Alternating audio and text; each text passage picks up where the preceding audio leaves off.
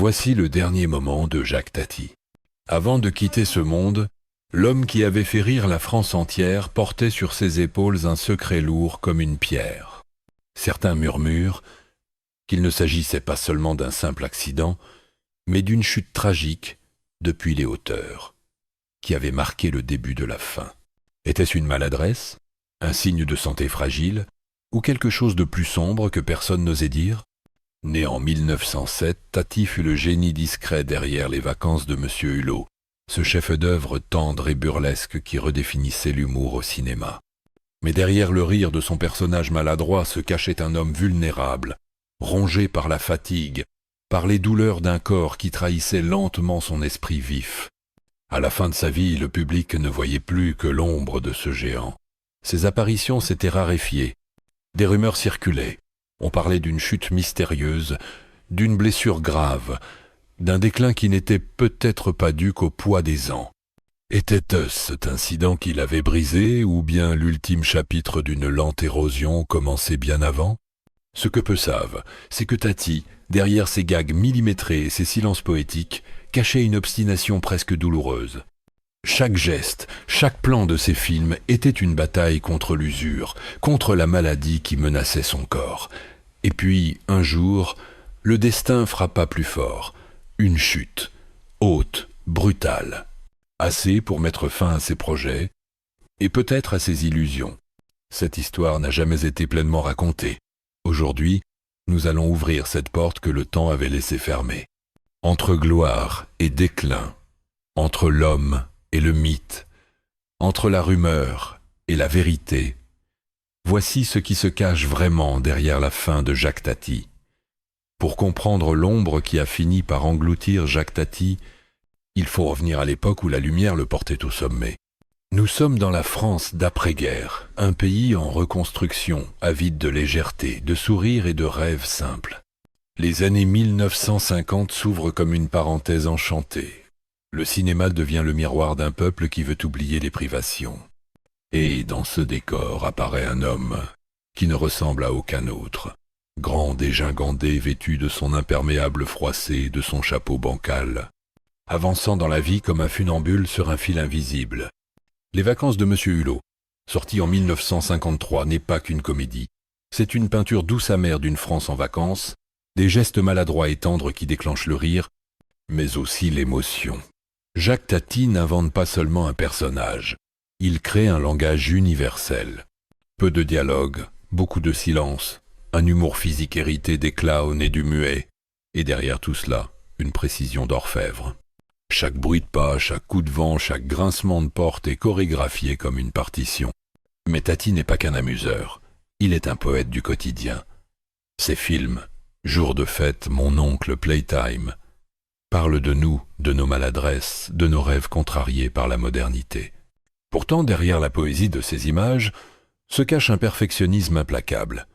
Sur les plateaux, on le décrit comme exigeant, parfois intransigeant. Il refait une scène 20 fois si nécessaire. Il peut attendre des heures pour que la lumière soit exactement comme il l'imagine. Cette obsession, admirable à l'écran, pèse lourdement sur ses épaules et sur sa santé. Dans les cercles proches, on commence à murmurer. Tati est épuisé. Son corps, lui, réclame repos. Les douleurs sont là, persistantes, parfois invalidantes. Et pourtant, il continue, comme s'il refusait d'admettre que le temps n'est plus son allié. C'est dans ce climat que naît la rumeur. Certains disent qu'il a trébuché sur un plateau, d'autres qu'il a chuté d'un échafaudage en observant un décor. L'histoire exacte se perd dans le flou, mais tout s'accorde. Cet incident l'a marqué. Peu, être même a-t-il précipité ce déclin qui, jusque-là, avançait à pas feutrés. La France, elle, continue de l'aimer. Mais le Tati du grand écran et celui de la vie réelle commencent à diverger. L'un reste immortel dans la pellicule, l'autre, derrière la caméra, lutte pour tenir debout. Et dans cette tension entre la légende et l'homme, la tragédie se prépare. Au début, ce n'est qu'une anecdote que l'on chuchote dans les couloirs du cinéma. Jacques Tati aurait eu un petit accident. On parle d'une chute, sans préciser vraiment comment ni où. Certains disent que c'était lors d'une répétition, en ajustant lui-même un élément de décor, car Tati, perfectionniste, ne déléguait jamais totalement. D'autres jurent l'avoir vu trébucher sur une plateforme instable, haut perché pour observer un plan d'ensemble. Ce qui semblait n'être qu'un banal incident prend peu à peu une autre dimension. Les jours passent, et Tati disparaît des plateaux. Officiellement, il se repose.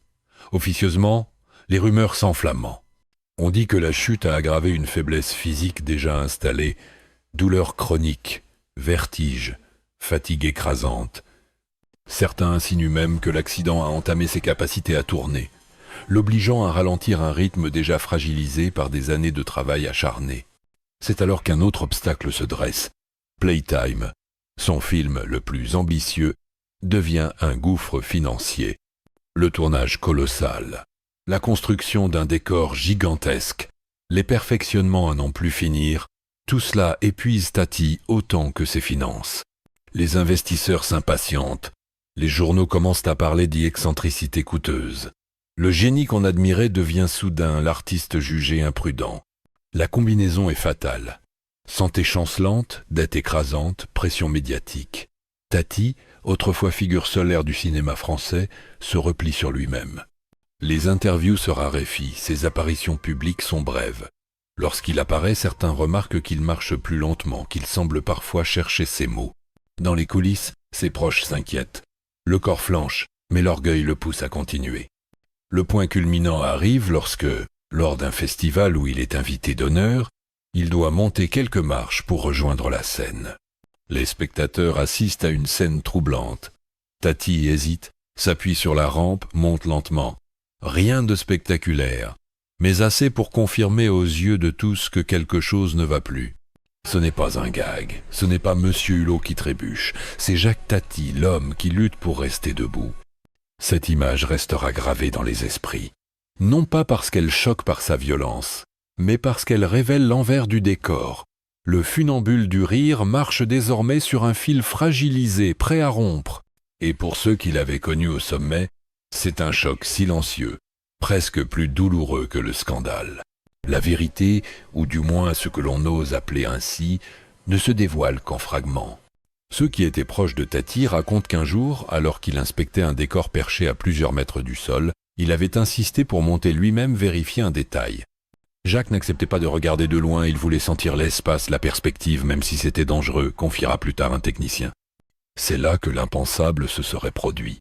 Un faux pas, un déséquilibre puis une chute. Pas forcément spectaculaire, mais assez violente pour provoquer un traumatisme dont il ne se remettra jamais vraiment. Certains affirment que la blessure était d'abord invisible, pas d'os brisé, pas de sang, mais le choc, combiné à un état de santé déjà fragile, aurait déclenché une spirale, vertige, douleur, perte d'endurance. On raconte qu'il aurait confié à un ami. « Ce n'est pas la chute qui m'a blessé, c'est ce qu'elle m'a pris. » Une phrase énigmatique qui résonne encore comme un aveu voilé. Les rumeurs, elles, prennent un ton plus sombre. Dans certains cercles, on évoque un malaise soudain, une faiblesse qui l'aurait fait tomber. Dans d'autres, on insinue un conflit discret avec un producteur, l'accusant d'avoir été poussé, pas littéralement, mais symboliquement, vers une situation où le danger était inévitable. Ces insinuations ne seront jamais confirmées. Mais dans un monde où la frontière entre vérité et légende est poreuse, elles suffisent à alimenter un mythe. La presse, elle, oscille entre respect et curiosité malsaine. Les articles parlent d'accidents malheureux, tout en glissant, à demi-mot, que la carrière de Tati ne s'en est jamais relevée. Le public, lui, se divise. Certains refusent d'y croire, préférant garder l'image du monsieur Hulot éternellement maladroit mais indestructible. D'autres, plus attentifs, perçoivent dans ses dernières apparitions cette lente usure qui transforme un artiste en fantôme de lui-même. En coulisses, Tati lutte. Il veut continuer à créer, mais son corps dit non. Les projets s'allongent, s'enlisent. Les journées de tournage deviennent plus courtes, les pauses plus longues. L'homme qui dirigeait ses films comme un chef d'orchestre finit par se retrouver spectateur de son propre déclin. Et pourtant, dans ses rares confidences, il conserve une ironie douce. Si Hulot tombait, il se relevait toujours. Moi, je ne suis pas sûr d'avoir su faire pareil. C'est cette lucidité qui déchire le plus ceux qui l'aiment. Il savait que la magie s'éteignait. Et il savait que le public, tôt ou tard, verrait l'homme derrière le personnage et peut être la douleur derrière le rire. Chez nous, l'histoire de Jacques Tati reste l'un des récits les plus troublants du cinéma français. Non pas seulement parce qu'elle parle d'un accident mystérieux, mais parce qu'elle dévoile la fragilité de ceux que l'on croit immortels. Tati n'était pas seulement un réalisateur ou un acteur, il était un artisan de la poésie visuelle, un sculpteur de silence et de gestes. Son œuvre, intemporelle, continue de faire sourire et réfléchir bien au-delà des générations. Mais il faut aussi regarder la vérité en face. Derrière l'image parfaite du maître comique, il y avait un homme. Un homme perfectionniste à l'extrême, prêt à risquer son corps pour un plan de cinéma. Un homme qui a payé, physiquement et moralement, le prix de son ambition. L'accident, qu'il ait été le fruit du hasard, d'un malaise ou d'un enchaînement malheureux, a été le point de bascule. Il n'a pas seulement ralenti Tati, il a cristallisé tout ce qui le fragilisait déjà, l'usure, les dettes, la pression médiatique. Faut-il y voir une tragédie? Oui, sans doute, mais aussi une leçon, celle de la limite humaine derrière le mythe. Tati ne s'est jamais présenté comme une victime. Il a continué à sourire, à plaisanter, même lorsqu'il savait que son corps ne suivait plus. Et c'est peut-être là que réside sa grandeur. Dans cette pudeur, dans ce refus de transformer sa douleur en spectacle.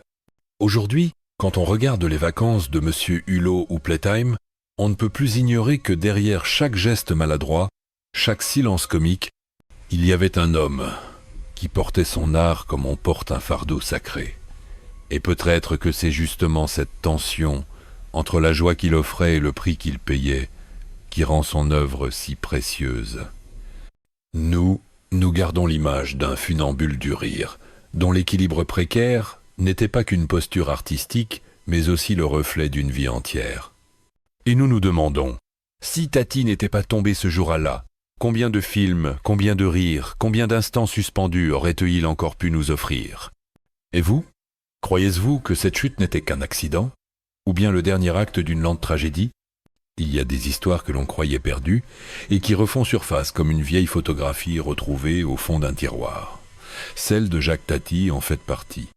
Aujourd'hui, nous savons qu'il ne s'agissait pas seulement d'un homme qui faisait rire. C'était un poète discret qui, par son regard tendre et son humour délicat, avait su capter l'âme de la France d'après-guerre. On se souvient de lui arpentant les plages de M. Hulot, silhouette élancée découpée sur le ciel, chapeau en bataille, pipe aux lèvres. On se souvient de ses maladresses si humaines, de ses silences qui en disaient long, de cette élégance simple qui semblait défier le temps. Mais ce que l'on sait moins, c'est que derrière ce rire muet, il y avait un combat silencieux contre l'usure, la fatigue et les blessures, celles que l'on voit et celles que l'on cache.